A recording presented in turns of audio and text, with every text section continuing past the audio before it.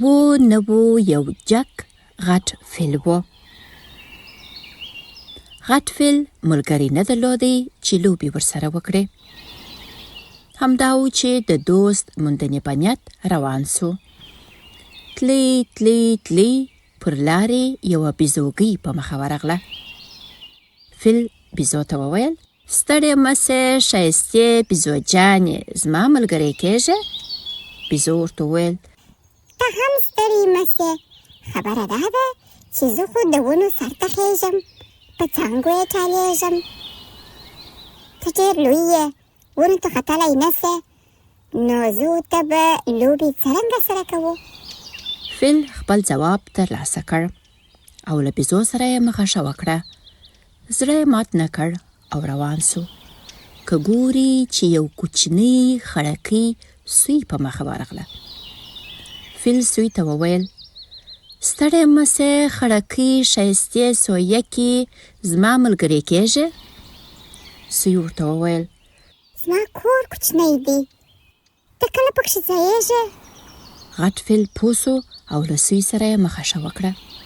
شیبه وروسته که ګوري یو چونګښه په مخه ورغله.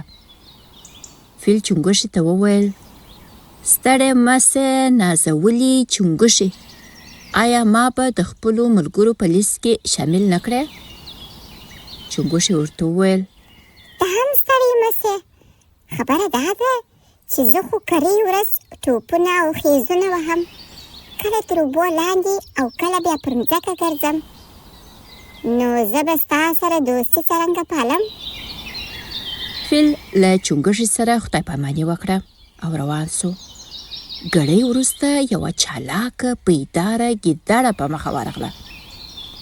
فیل ګیدړې ته وویل: ستړې مه سې هوښیارې ګیدړې، زما سره دوستي کوې؟ ګیدړې ورته وویل: جوړ په خیر غټ مټ فیله، خبره دا ده چې زه خو کرۍ ورځ په یوه ځغاسته یم، ډېره چټکه ځغلم، نو ته زما سره سیالي کولی سې؟ فیل د ګیدړې په نیمه خبره سر خلاص کړ او روان سو. په دې کې شپه سوه، تیاره خپره سوه. دی د ښه دوست په فکرونو او چرتونو کې ډوب و. له ځانه سره یې وویل: زړه به نه ماتوې، خامخا به پر ښه ملګري پېښېږې. سهار وختي بیا روان سو.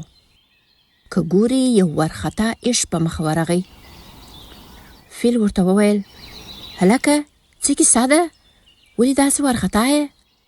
ته دا د پړانګ غړمبۍ نه اورې؟ وږی سوی دی، خبر نه یو چې کم یو به تر ستوني تیر کړي. د ځنګله ټول ژوي په تېښتې دي. فیل د خرس د خبرې له اورېدو سره سم د پړانګ په لټه کې سو. هغه یې پیدا کړ. فیل پړانګ ته وویل: په ډېر درناوي هیله کوم د ځنګله په ژوو کار مه لره. خشمېدلي پړانګ چې ساه یې لنډه کېدله ورته وویل: دا امکان نه لري، زه وږی یم او خامخا به یو ښکاروم. فیل چې وکتل پړانګ په سمه نه پوهېږي، نو په غوسه سو. پښه یې پورته کړې او پر مځکه یې ووهلې. پړانګ چې د فیل درنو پښو ته وکتل په ځغاسته سو. داسې یې ځغستله چې بیا یې تر شا نه دي کتلي. د ځنګلي ژوي ټول خوشحاله سوه او له فیله یې بخښنه وغوښته او له هغې ورځې راوروسته ټول د فیل ملګري سوه. د ځنګله ژوو ته معلومه سوه چې چاغوالی یا ډنګروالی، توروالی یا سپینوالی، جګوالی یا ټیټوالی او له نورو ظاهري بڼې له کبله دوستان له ځانه باید لیرې نه کړو. ښه دوست هغه دی چې مهربانه وي، اخلاق یې ښه وي او د اړتیا پر مهال دې په درد وخوري.